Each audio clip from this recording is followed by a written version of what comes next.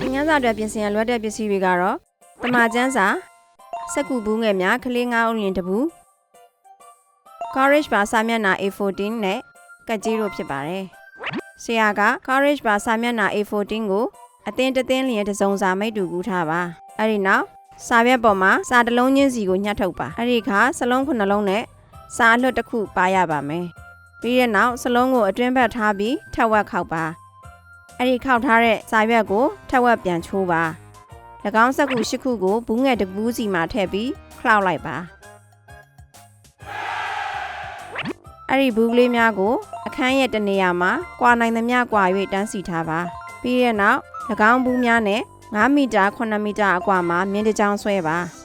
ဒီကာတွန်းမှာသိခွင့်ရတာကတော့အေးသက်တာဟာမှန်ကန်တဲ့အရာကိုရွေးချယ်နိုင်မှုဘုရားသခင်စီကရရင်ချင်းတက်တီကိုရခဲ့တယ်ဆိုတာပဲဖြစ်ပါတယ်ဒီသင်ခန်းစာရဲ့အမှန်တရားပြောတာဘုရားသခင်ကကျွန်ုပ်တို့ကိုမှန်ကန်တဲ့အရာလှုပ်ဆောင်မှုအတွက်ရရင်ချင်းကိုပေးတယ်အခုရရင်ချင်းတက်တီတိစောက်နိုင်ဖို့ဂိမ်းတစ်ခုကစားကြရအောင်နော်ကလေးများကိုတစ်ဖွဲ့လျင်9ဦးစီခွဲ၍အသင်းတစ်သင်းစီမှာကစားသမား2ဦးစီကပြေးထွက်လာပြီးမိမိအဖွဲ့ရဲ့ဘူးထဲမှာစက်ကူတစ်ခုကိုသာယူလာပြီးမိမိအသင်းတို့အပြေးပြန်လာစေပါအဲ့ဒီနောက်အသင်းမှကြံတဲ့သူ2ဦးစီ2ဦးစီဟာဘူးစီကိုပြေးသွားပြီးကြံစလုံးကိုယူလာရပါမယ်အဲ့ဒီနောက်ရရှိတဲ့စလုံးတွေကိုရရင်ချင်းလို့အဓိပ္ပာယ်ရစေဖို့အတွက်စလုံးများကိုအခြားအသင်းမှမမြင်အောင်စီထားပါပထမဦးဆုံးစာရွက်များမှာစလုံးကိုရရှိပြီးမှန်ကန်စွာစီနိုင်တဲ့အသင်းကအနိုင်ရရှိမှာဖြစ်ပါတယ်တကယ်လို့ဆရာကဒီဂိမ်းကိုပို့ပြီးခက်ခဲစေဖို့ပြုလုပ်ချင်တယ်ဆိုရင်တော့ကလေးတဦးကိုရွေးချယ်ပြီးအနောက်ရှက်ပေးသူအဖြစ်အခုလိုမျိုးဂိမ်းမှာထည့်နိုင်ပါတယ်ကလေးများမိမိအသင်းရဲ့ဘူးစီကိုပြေးသွားချိန်မှာနောက်ရှက်သူမှပြေးလာတဲ့ကလေးကိုသွားထိစေပါတကယ်လို့၎င်းကလေးကိုထိမိပါက၎င်းကလေးဟာကြောက်ရွံ့ဖြစ်သွားပြီးမိမိအသင်းမှာကစားမဲ့သူတဦးက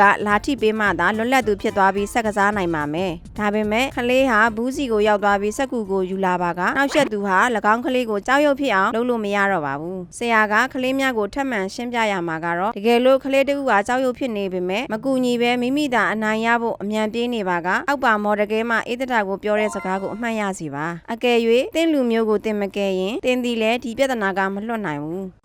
ဒါကြောင့်နောက်ဆက်သူမှထိမိ၍ကြောက်ရွံ့ဖြစ်သွားသူကိုကူညီတဲ့အသင်းကိုအမှတ်တမဲ့ပေးရပါမယ်အမှတ်အများဆုံးရရှိတဲ့အသင်းကအနိုင်ရရှိမှာဖြစ်ပါတယ်